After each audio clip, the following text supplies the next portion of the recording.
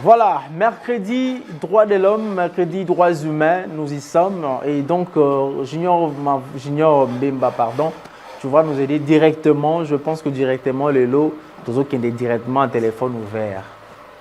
Entre Koulouna et arrestation arbitraire des policiers qui violent les droits humains. Les lots, toujours le bélango, parce que avant tout la fois dernière, j'avais posé cette question.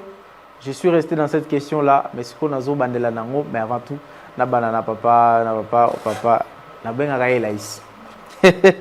Monsieur Jérémy, bonjour. Bonjour. Et bienvenue. Ah, merci beaucoup. Voilà. Et donc, ce n'est plus à vous présenter. Hein. Donc, on a directeur exécutif de l'ONG Elaïs. Ce n'est plus à présenter parce qu'il est déjà trop connu ici, surtout parce qu'il a master avec droits humains chaque mercredi. Il n'y a plus question de présenter, mais aussi Papa William, Maître William. Bonjour. Bonjour. Ah, bienvenue aussi. Merci. Alors, la question que moi je pose, Richard Vidi, tu vas nous afficher directement et les numéros et la thématique, parce qu'il faudrait directement que les gens puissent appeler, parce qu'il ne faut pas poser ma question. Chers téléspectateurs, il ne faut pas poser ma question, moi plus, mais ngaïti. Je posé une question, awa, tant que toujours que mercredi passé, entre Koulouna, na policier, arrestation arbitraire, nani a violé les droits humains, parce qu'à chaque fois, ils ont la carte. Tant que nous avons activiste à droit de l'homme va rater. Mais tant que les policiers vont comment non a violé les droits de l'homme. Là, la question est papa et pas Maître William. Maître William, qui viole entre les Koulouna et les policiers? Choix exact. Na kanisi na ba émission mususu tout ça là qui na yo on a plateau tout le baki très bien que moto a violé le droit de l'homme. Aza mutu ya l'État, aux à la civile, aux à la policier, aux à la militaire, aux agents à l'État, yo mutu combo violation des droits de l'homme et que latayo ce qui au salimabe. Mais Koulouna azanaye civil, hein, bandits, ce sont des bandits urbains. Dans le monde entier, le banditisme urbain existe. Ça ne peut pas manquer. Mais le Koulouna, lui, ne viole pas les droits de l'homme, il commet ce que l'on appelle une infraction de droit commun. Okay. C'est lorsque le policier, l'agent de l'État vient l'arrêter. Aeko kangaye, tango aeko kangaye wana esengeli a kangaye na ndenge elongobani. Soki asali angote. Nazwaka exemple, hein. Koulouna aoti ko kata mutu loboko na machette, hein. Mais agent à l'État où azana makasi ko le cahier, où azana formation ko le cahier, azana moyen ko le cahier. Au lieu ya ko neutraliser, au lieu ba ya na groupe ba encercler, les alanda kuna les ala quartier na ye, l'État azana makasi ko le cahier, na ba groupe na ye pour ko ba ko neutraliser. Au lieu ba ya ko sala yango, non. Abimisi arme directement abomiye. Na oyo akati loboko na machette. Na oyo abimisi arme à feu, à bomi, nani a sali violation des droits de l'homme, c'est ce policier-là. Parce que il ne peut pas venir ôter la vie à quelqu'un qui a commis une infraction de droit commun. Il a plus de moyens que cette personne, il a plus de stratégie, makasinaye leki yaye. Alors il faut ayana batunaye à neutraliser, à tiena maboko ya justice sala musala naye. Place wanande peut-être batubaye bakate musala droit de l'homme to sala kango ndenge nini. Soki akati loboko ya mutu to yakate. To yakate parce que ce sont des infractions de droit commun. OK. Il faut l'État aya ko neutraliser bango tia bango na justice sala musala naye. Mais lorsque baye ko bomaye, alors qu'il fallait bien ko kangaye, alors droit de l'homme à l'obino, non, on a ôté la vie à un citoyen et ça devient maintenant une violation des droits de l'homme. Monsieur Jérémy, nazongela oka kamena question na formulango ndenge mususu, chers téléspectateurs, ceux qui déjà au commis numéro, en tout cas à tout moment le téléspectateur beaucoup ko benga, à tout moment bokati biso maloba pour vous poser ceux qui vous poser question, soit tu peux ko dénoncer bakaya droit de l'homme parce que l'objectif na bango ça peut ko sensibiliser pour boyer ba droits humains. La binonion sur la population quinoise. Alors, Koulouna asali passe. Akati muntu. Et ça li passe dans la famille. Mais tant que policier a zoya l'obité, il faut na kangaye d'une manière peu brutale parce que c'est un bandit. Mais tant que vous avez d'une manière brutale, comme une non-arrestation arbitraire, si tout n'est pas dans les réseaux sociaux facilement, arrestation arbitraire est comme une violation des droits humains. Ce qu'on a mis, il faut que les policiers fassent la rendez-vous. On a un bandit, on a une machette. À combien de policiers on a perdu? Oui, merci beaucoup. Ndeko journaliste pour na motuna na yo. Motuna na yo ezo zongi sabiso yambo na ko définir violation qui viole les violations de qui viole le droit de l'homme, qui commet l'infraction au droit commun. Tout le bas qui que l'état de mutu a ko violer le droit de l'homme. Exacté un individu un Kuluna qui peut violer un droit de l'homme. Kuluna, il y a salaka, infraction, il y a droit commun. Yango wana, l'État a zali na pifo, c'est-à-dire l'État a zali na pouvoir, l'État a na capacité. Comme on a déjà, Kuluna, non, policier na biso, policier baza super entraîné. Donc, quand on est bengi policier, baza super entraîné. Donc, bazui maîtrise surtout ata mutu azali na machete, azana makoki ya koya kokangaye abotolier machete. Eza exercice oyo basalaka. Yango wana policier ezate oyo tozo lokota. Non. Un policier est un tangi kelasi a eu formation. Parce que policier sengeli azana mission naie ezali ko battre la batu pe biloko na bango. Yango ndeza musala ya policier. Et maintenant tangu mutu kuluna akati motoloboko et policier na koya ko kangaye, il faut d'abord à respecter droits humains. Mutu wana zo kanga azali mutu azana ba droit na ye. Mais mingi koma ka kokoso oyo tangu pulusi azo ya ko kanga mutu amoni mutu wana azo ya ko kanga zana machette. Tomona kanabe machette ye esengélité à utiliser par exemple arme à feu pour te abomaye. Et sengeli yango ezalaka mingi na babala caoutchouc ou bien tozalaka na ba matraque électrique. OK. Ezali wana pona ko elengisie pour que mutu akufate. Parce que dignité humaine est sacrée.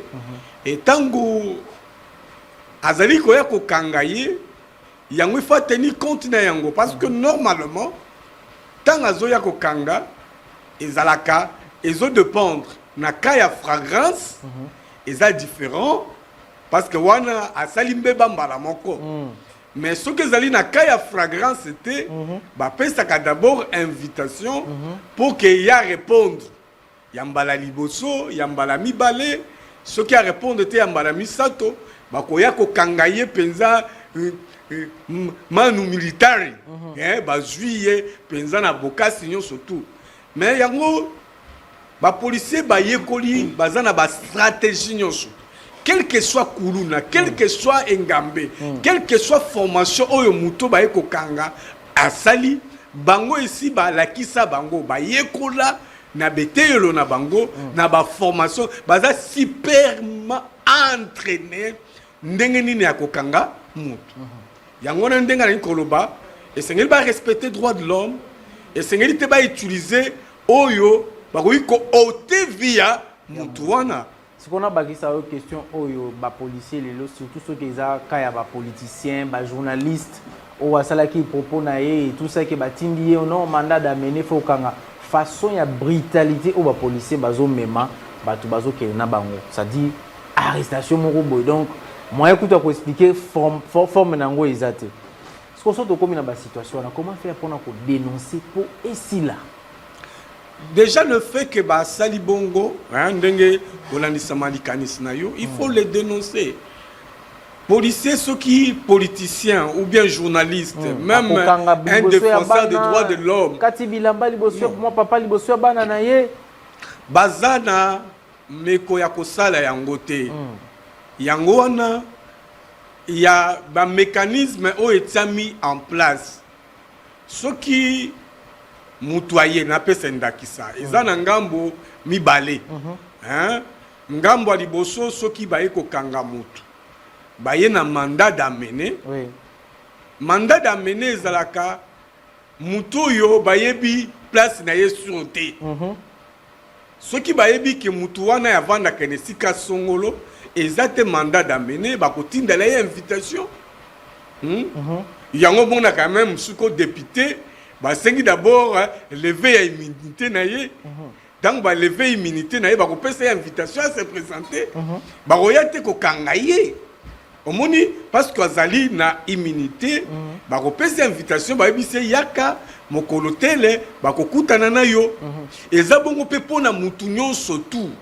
ekeseni te kaka ozala politicien ozala nani ata moto oyo papa moko ya quartier ata jeune moko oyo bayebi ye bapesi invitation yako répondre na invitation wana soki yo pe soki baye epai na yo pulusa ye abino toye ko kanga yo se présenter lakisa mokanda oyo epesi yo ndingisa oyaka kokuangai akolakisa yo soko moni keza maronga eza te yo sala mobulu ndima olobi ke iyo na ndimi kokende na bino est-ce que bokoki kopesa nga ndingisa na benga avocat na nga accompagner ngai omoni ndenge ezalaka oui bien sûr police oyo alakisami malamu akoloba oui zela naza na avocat aya soki ozali na motuka obi est-ce que nakoki kokende na motuka na ngai soki bino mpe tokoki kokota elongo tokei okoti na motuka na ye bokei parce que moni azo respecter dignité humaine même pulusi ye moko soki aye epai na yo ayebisi yo na limemi ya nyonso tu abi non batindi nga contenu ya nini tala mokonzi procureur atindi ngai boye jour magistrat atindi nga boye nakwa yo obi akwa ngai yo oza libre même ceux qui ont quel bosso na ye babi que non à coopérer na justice mais oyo misu sezo salama eza trafic oyo ba polisi ba salaka tango ye na quartier ba mususu ba pesi kaka invitation mutu bwa sali boye ba louer ba moto bango wana bazoya na ba moto bazotambola na ba arme à feu wana ba ya kokanga un paisible citoyen on dirait ba ke est kobunda mususu mutu penza azaki na nyonga lipa to afutaki ndaku te alobilinga mabe ba yena non quand même police voilà avant de lupango wana bato ya lupango moko au lieu qu'on peut essayer invitation à se présenter au memi pulusu ba ye wana pesa mbonga makulu non faut senga mbonga makulu mbonga makulu wana rozongela pona question wana na lobi maître William bakulu na baza ko sala vraiment wana eza sous phénomène parce que phénomène ba phénomène ebimaka pe bunga et comme réalité kuluna est-ce que pour na éviter que non bon ça va nebo pesa qui réponse kuluna on sala infraction ya droit commun c'est ça et puis police ni mutaso sala ni violation ya droit de l'homme maintenant pour na éviter que passe yoane ezala que non kuluna on sala biso passe pourtant ba yo kangae ba activiste bokuya kolobela ba policier est-ce qu'il y a pas moyen de proposer ba bino ba activiste à droit de l'homme proposer l'état ba mécanisme ya ko anticiper kuluna wana po izala lisusu te oh là là eza pasi eza pasi parce que biso toza ba civil na niveau ya ba institution na biso na niveau ya ba service na biso lokola la police lokola l'armée banganga mayele bazar parce que eza musala na bango ya kolukaka ko neutraliser batu bazana ba technique nyonso bazana ba moyen nyonso l'état pesaka bango tozana je sais pas quel est le conseil qu'on peut donner. Quel est le conseil qu'on peut donner? Quelles sont les techniques qu'un civil peut donner à un militaire, à un policier? Non, exacté. Bangonde bazana ba stratégie wana nyonso. Mais na lingina zonga moi muke sima. Ba téléspectateur na yo ba yeba que il ne faut pas prendre le défenseur des droits de l'homme comme le défenseur du kuluna. Oui, tolongola yango. Non, parce que boya kane minga ndesa si bakangi kuluna nde boye. toza ba défenseur na bango te, au contraire toza contre makambo baza ko sala parce que baza ko violer quelque part droit ya ba population, droit à la paix, droit à la sécurité, baza ko violer yango parce que bazo créer ba insécurité. Mais to lobby bien makambo bango baza ko sala eza infraction de droit commun o esengeli l'état zana ba moyen nyonso ya ko neutraliser bango.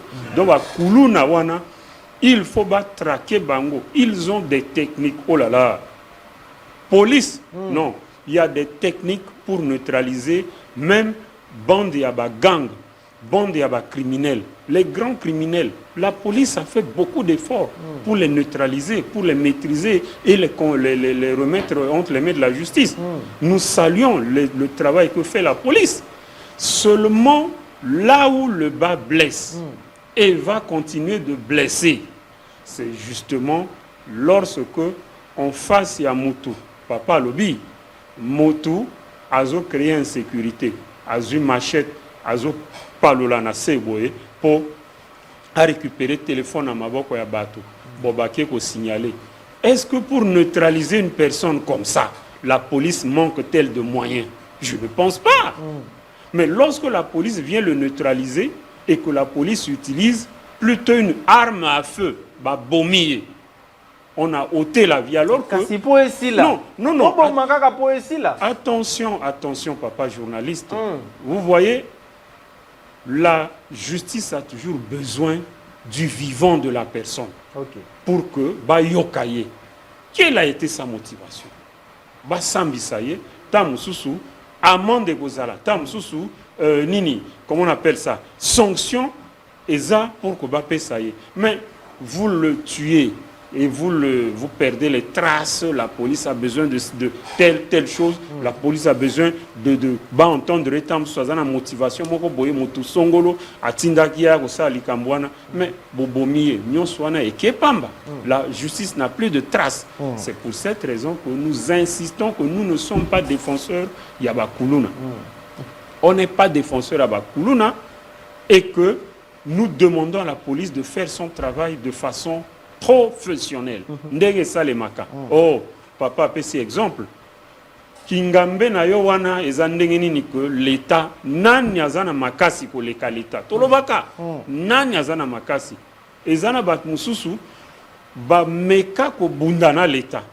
Est-ce que bakoka suka na yango l'état akangai ba. Alors bongo kuluna.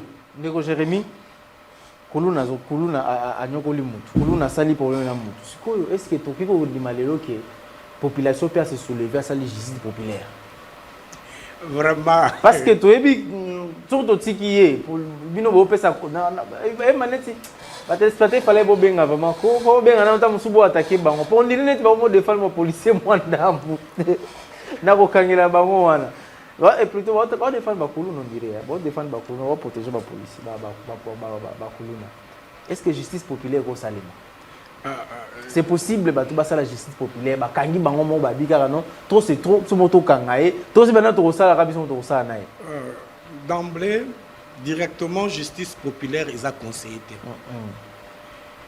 Ndekonangai maître William na vraiment zamba pambolo pe olimboleli yango penza malamu alobi lokomoko l'état eza na pose ya batu ya bomoi pour que ba creuser pour que ba yeba motivation ezali nini source nango cause réelle ezali nini parce qu'il faut éviter qu'on détruise conséquences mais cause ezali Omoni kuluna omoni ye kuluna parce que il se peut kazape kuluna te bino kaka bozibo bomiye c'est conséquences et motivation à la base ce qui te tiki yango ekoya ko continuer mine yango yo mutu oyo obomi kuluna justice populaire bino ceux qui même boza 50 000 pour commettre infraction.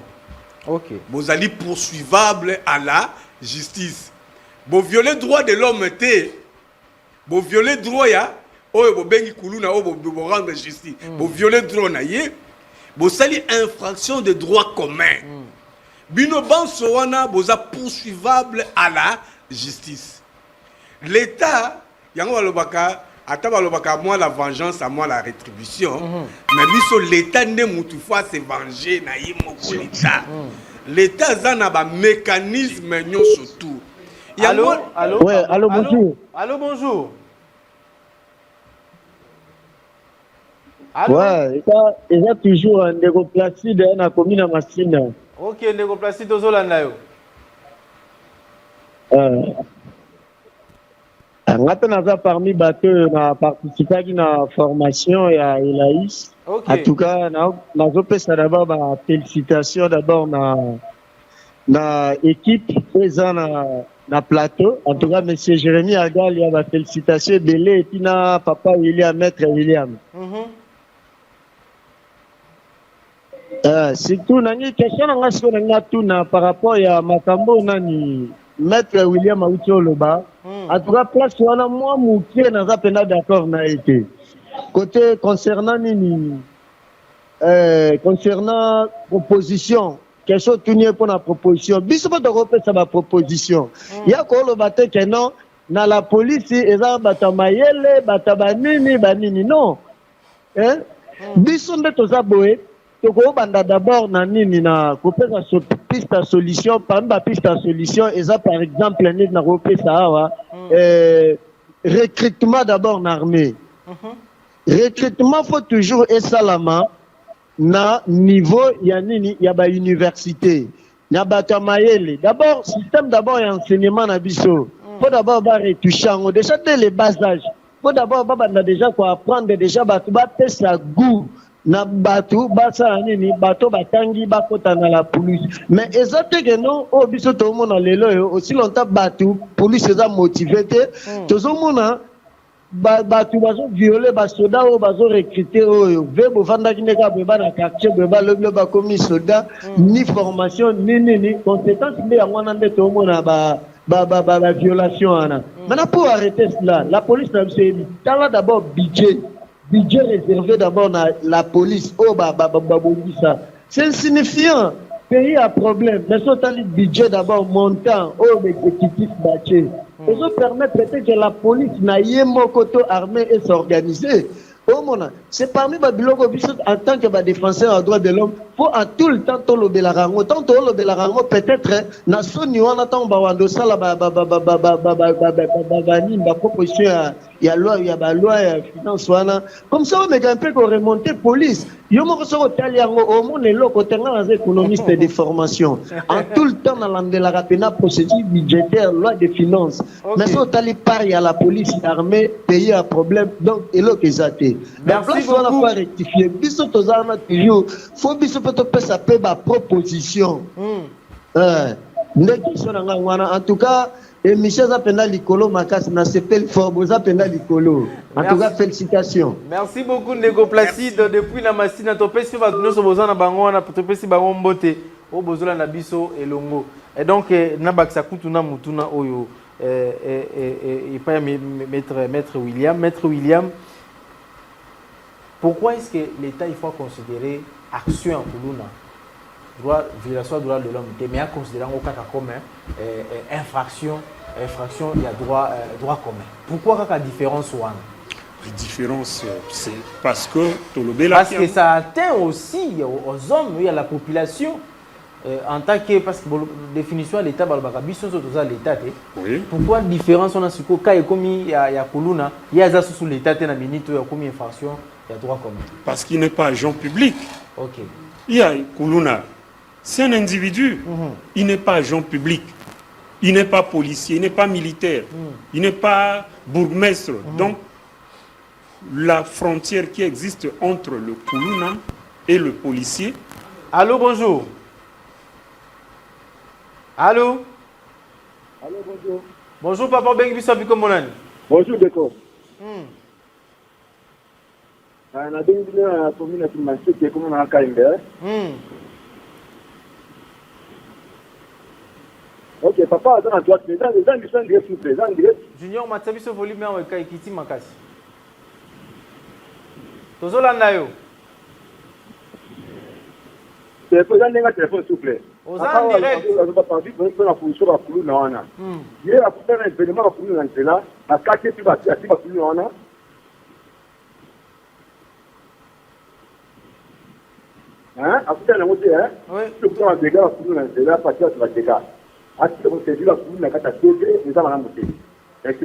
Bandela nous question, Mouketo, qui a bien été, Bandela, pardon.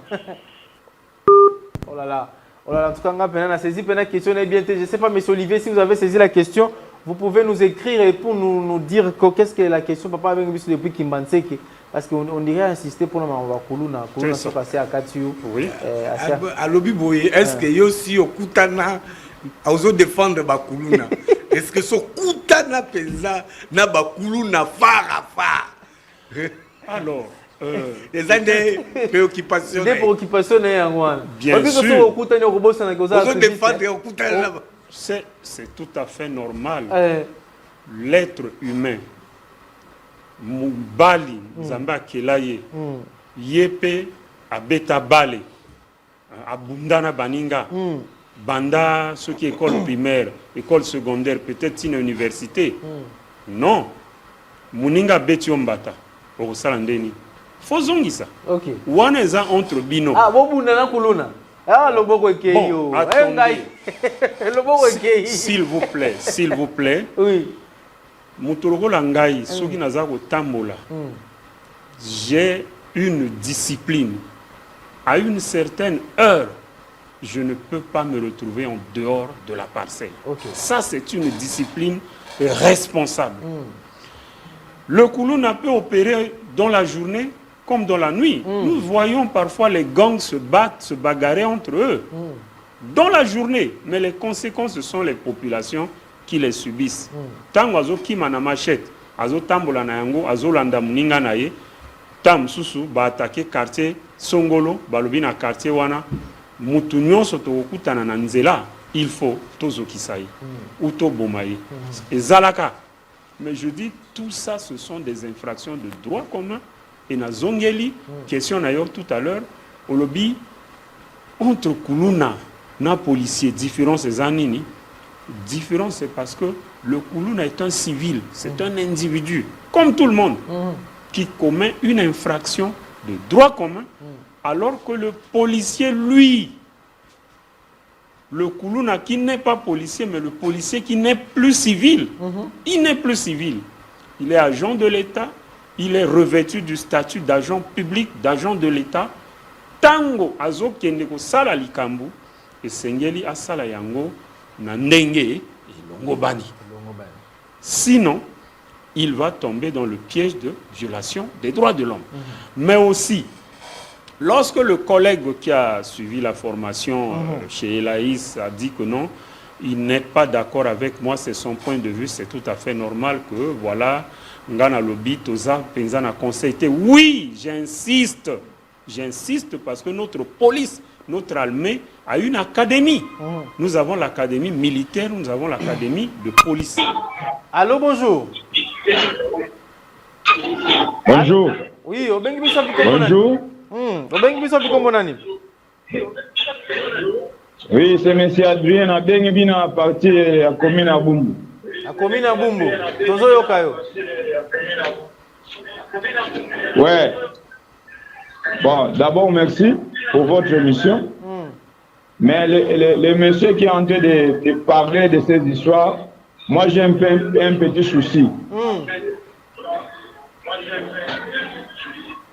À l'époque des musées, et les receveurs et les couleurs n'existaient pas. C'est-à-dire, même les nations évoluées, ils ont subi ces histoires, mais il y avait la rigueur.